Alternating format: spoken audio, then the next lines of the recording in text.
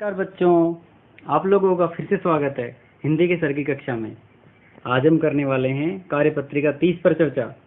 तो आइए शुरू करते हैं। बच्चों, कार्यपत्रिका क्रमांक 27 में हमने संधि के बारे में शुरुआत की थी और उसमें हमने स्वर संधि के बारे में पढ़ा था। और आज की कार्यपत्रिका अगला जो भेद है व्यंजन संधि, उसके बारे में है। समाज में जब किसी वस्तु, विचार आदि का मेल होता है तो एक नया रूप सामने आता है। भाषा में भी अपनी सुविधा के लिए वर्णों, शब्दों और वाक्यों का मेल या योग किया जाता है। व्याकरण में जब दो शब्द आपस में मिलते हैं तो आसपास के वर्ण मिलकर नया वर्ण बना लेते हैं। इस विधि को संधि कहा जाता है। यह मूल रूप से संस्कृत से हिंदी में आया है। संधि और विच्छेद के बारे में पिछले भाग में हम विस्तार से पढ़ चुके हैं।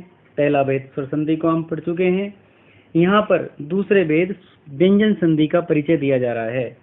व्यंजन विच्छेद के पहले पद के अंतिम वर्ण में सदा हलंत लगा होता है, जिससे वह स्वर विहीन होता है। आप लोग जानते होंगे, हलंत लगा होने से कोई भी अक्षर आधा हो जाता है, अर्थात स्वर विहीन हो जाता है, यानी उसमें से स्वर हटा दिया जाता है। दूसरे पद का पहला वर्ण स्वर या व्यंजन कुछ भी हो सकता है। तो आइए बच्चों, अब हम व्यंजन संधि के बारे में विस्तार पूर्वक अध्ययन करते हैं। आपके सामने हिंदी की वर्णमाला प्रस्तुत है। हम लोग बचपन से इसे देखते आ रहे हैं, लेकिन आज हम व्यंजन संधि के दृष्टिकोण से इसे देखेंगे। सबसे पहले आप पहली पंक्ति को देखिए, क, ख, ग, घ, अंगा। इसे हम बोलेंगे क वर्ग। च, छ, ज, झ, ञ, इसको हम बोलेंगे च वर्ग।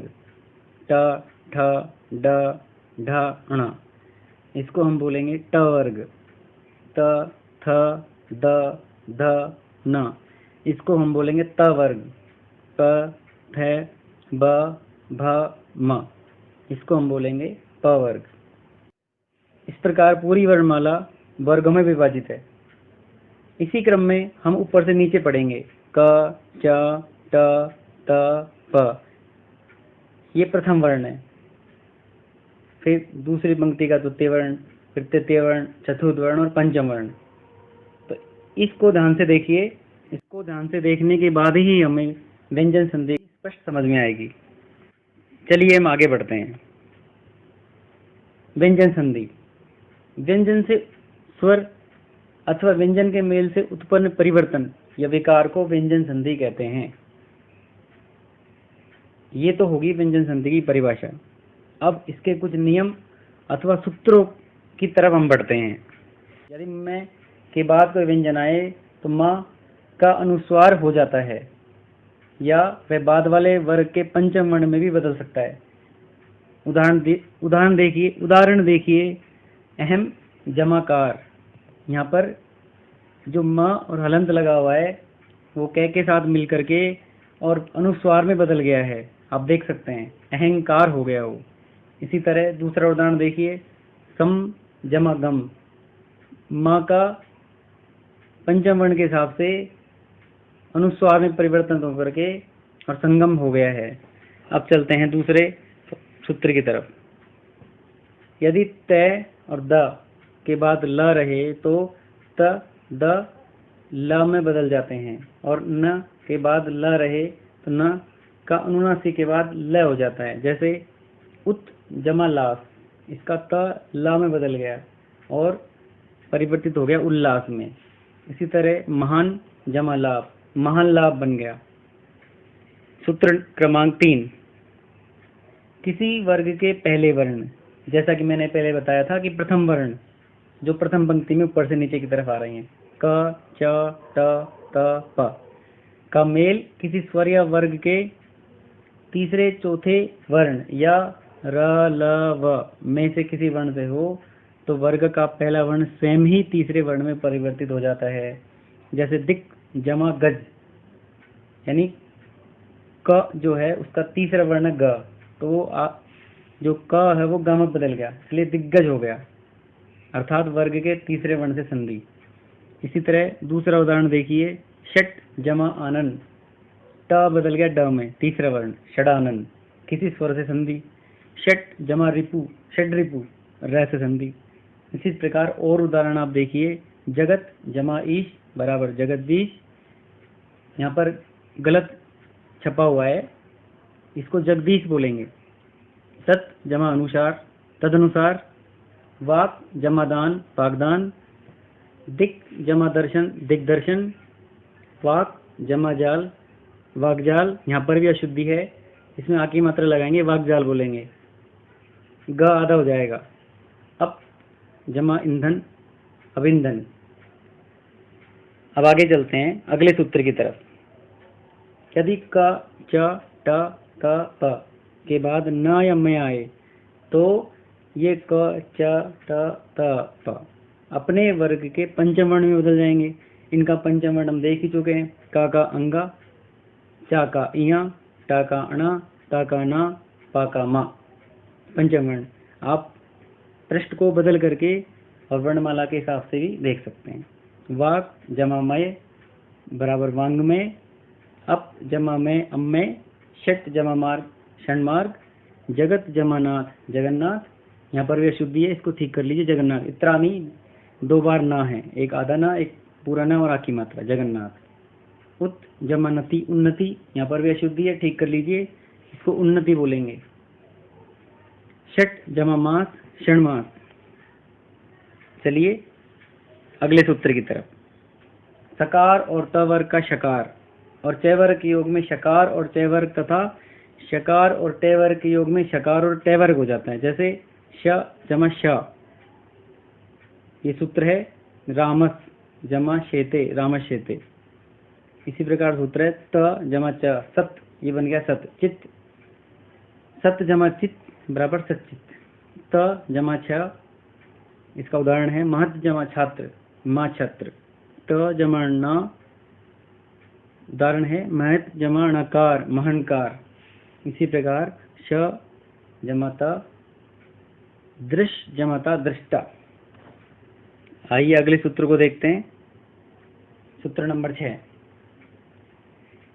यदि वर्गों के अंतिम वर्णों को छोड़ शेष वर्णों के बाद ह आए तो ह पूर्व वर्ण के वर्ग का चतुर्थ वर्ण हो जाता है और ह के पूर्व वाला वर्ण अपने वर्ग का तृतीय वर्ण हो जाता है। जैसे उत जमा हत, ये बनेगा उद्धत। उत जमा हार, ये बनेगा उद्धार। वाक जमा हरि, वाग्गरी। आइए अगले सूत्र की तरफ बढ़ते हैं। स्वर के साथ छ का मेल होने पर छ के स्थान पर छ हो जाता है।